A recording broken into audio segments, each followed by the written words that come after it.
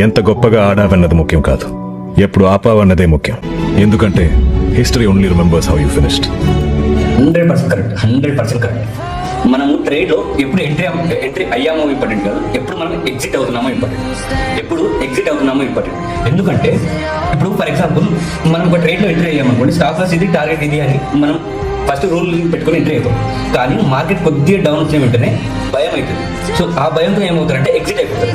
అప్పుడు మార్కెట్ అనేది పెరుగుతుంది, దాని తర్వాత బాధపడాల్సి వస్తుంది. మార్కెట్ పెరిగింది కదా, ఉంటే అయిపోతుంది. కొంతమంది మార్కెట్ టార్గెట్ వరకు పెరిగిన తర్వాత పెరిగిన తర్వాత అట్లా ఉంచుతారు, అప్పుడు మార్కెట్ పడుతుంది, అప్పుడు లాస్ అవుతారు. సో అందుకనే రూల్ బేస్డ్ ట్రేడింగ్ చేయడం అనేది వెరీ వెరీ ఇంపార్టెంట్. మీరు ఒక రూల్ పెట్టుకొని ఆ రూల్ని బేస్ చేసుకొని ట్రేడింగ్ చేయాలి. ఫర్ ఎగ్జాంపుల్ మీరు నా వీడియోస్ చూడండి, నేను 70-30 రూల్ పాటిస్తాను. అందులో ఏముంటుంది మీరు నేను ప్రతి వీడియోలో చెప్తాను.